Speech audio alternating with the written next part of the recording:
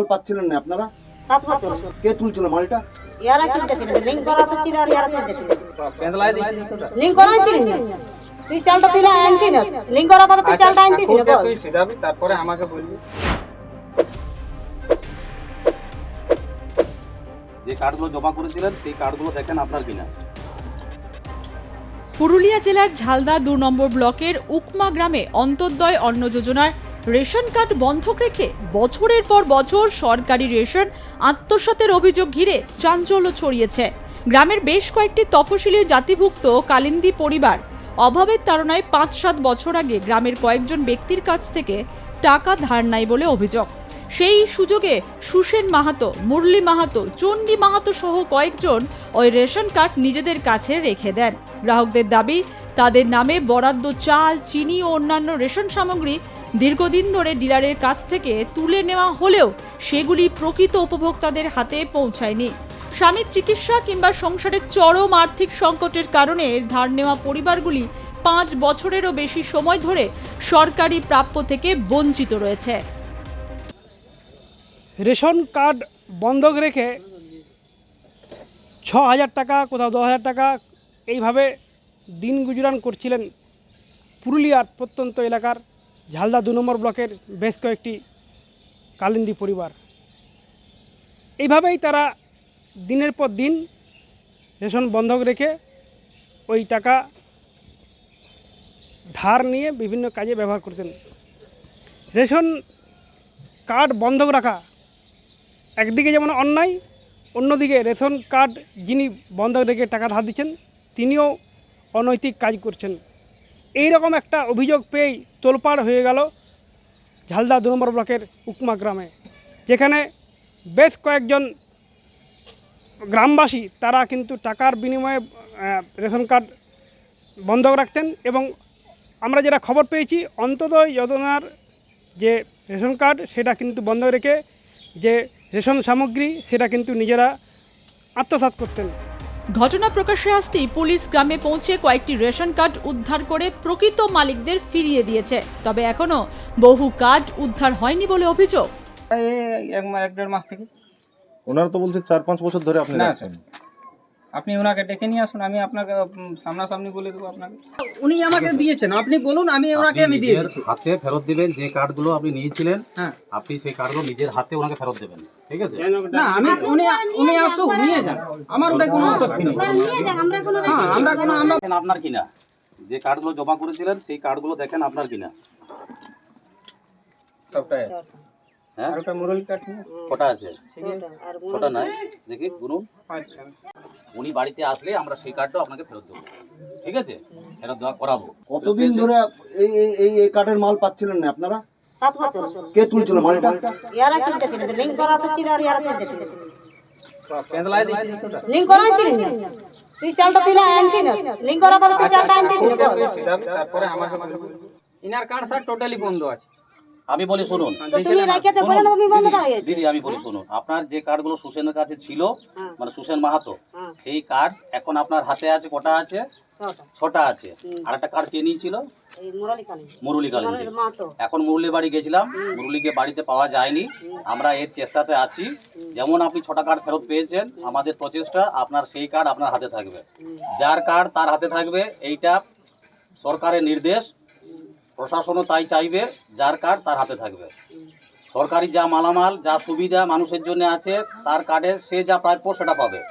আপনার 6টা কার্ড এখন আপনার হাতে আছে, ঠিক আছে? আপনার যদি এই বিষয়ে কোনো অভিযোগ থাকে, আপনি আমাদের থানায় যেতে পারেন, কোটশিলা থানা, আপনি আপনার অভিযোগ জানাতে পারেন। আপনাকেও বলছি, আপনার কি নাম? সুসেন মাহাতো। আপনার যদি ইনার সাথে যা হয়েছে সেই বিষয়ে যদি কোনো অভিযোগ থাকে, আইনিভাবে আপনি আমাদের থানাতে যোগাযোগ করতে পারেন। আপনার বিষয় অবশ্যই দেখা যাবে যে আপনার অভিযোগের পরিপ্রেক্ষিতে কি আছে। এই রকম অভিযোগ পেয়ে আজকে পুরুলিয়ার কোটশিলা থানার পুলিশ ওই গ্রামে যান এবং বেশ কিছু রেশন কার্ড উদ্ধার করে গ্রাহকদের হাতে তুলে দেন। কি রে, তোর বেশ র্যাশ হয়েছে দেখছি। হ্যাঁ রে, কি করবো বলতো, র্যাশগুলো কিছুতেই কমছে না। অনেক কিছু ইউজ করলাম তবুও কমছে না। আমার মনে হয় তোকে কোনো একজন ভালো ডার্মাটোলজিস্টের কাছে দেখানো উচিত। তুই ঠিক বলেছিস, কিন্তু কোনো ভালো ডার্মাটোলজিস্ট থাকলে একটু সাজেস্ট কর না প্লিজ। এই তোর তো একবার র্যাশ হয়েছিল না? তুই কোথায় দেখিয়েছিলিস? তুই একবার গৌরীদেবী হসপিটালসে দেখাতে পারিস, ওখানে ভালো এক্সপিরিয়েন্স ডার্মাটোলজিস্ট আছে। আমারও সেম প্রবলেম হয়েছিল, এখন ওখানে ট্রিটমেন্ট নিয়ে আমি এখন ঠিক আছি।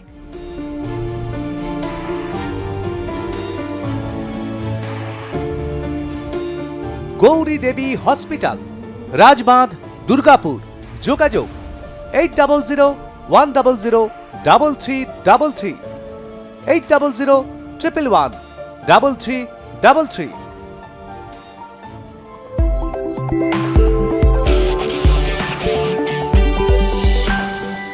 আমি আপনাদের মাধ্যমে প্রথম বলবো, যাদের এরকম ঘটনা ঘটেছে তারা যদি প্রশাসনের কাছে আইনগত ব্যবস্থা নেওয়ার জন্য কোনো কিছু যদি তারা লিখিত অভিযোগ করে থাকে, আর সেটা যদি আমার কাছে যদি জেরক্সও এখন যদি পৌঁছায়, তো আমি ইমিডিয়েট অ্যাকশন নেওয়ার জন্য আমি প্রশাসনকে বলবো।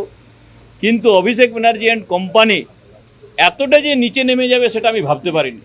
রেশন কার্ড পর্যন্ত বন্ধক নেওয়া, এটা এত নিম্ন রুচির কাজ তৃণমূল কংগ্রেস আর অতি তৃণমূল মানে অভিষেক ব্যানার্জি অ্যান্ড কোম্পানির তার যে চাট্টাপাট্টা তাছাড়া এটা করতে পারে না।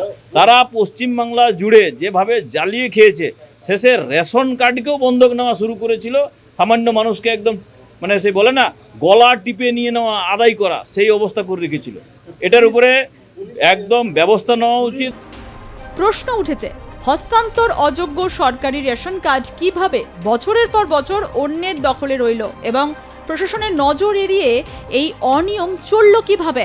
ঘটনার পূর্ণ তদন্ত ও দোষীদের বিরুদ্ধে কঠোর ব্যবস্থার দাবি উঠেছে এলাকা জুড়ে। ঘটনাটা কিন্তু আজকের নয়, এরকম ঘটনা আমরা দেখেছি করোনাকালেও। ঝালদাতে যেখানে আমরা দেখেছি বিভিন্ন গ্রামের মানুষজন যারা পরিযায়ী শ্রমিক ছিলেন, তারাও রেশনে বন্ধক দিয়ে রেশন কার্ড জমা দিয়ে সেখানে তারা পাড়ি দিতেন অন্যত্র কাজ উপার্জন করে। এই কেউ মেয়ের বিয়ের জন্য ধার নিতেন, কেউ অন্য কাজে, কেউ রোগ ব্যাধি সারানোর জন্য ধার নিতেন রেশন কার্ড বন্ধক দিয়ে। এরা এই ধরনের ঘটনা কীভাবে ঘটছে? প্রশাসনের নজর কি এড়িয়েই কাজ হচ্ছে? সব কিছুর প্রশ্নের কিন্তু একদিন অবশ্যই উত্তর মিলবে। তবে এই ঘটনা সমাজে একটা ব্যাধি দাঁড়িয়েছে পুরুলিয়ায়, বলার অপেক্ষা রাখে না। গোটা ব্যাপারটা নিয়ে তোলপাড় যেমন হচ্ছে রাজনৈতিক মহলেও, প্রশাসনিক মহলেও। পুরুলিয়া থেকে গৌতম প্রামাণিক, আর+ নিউজ।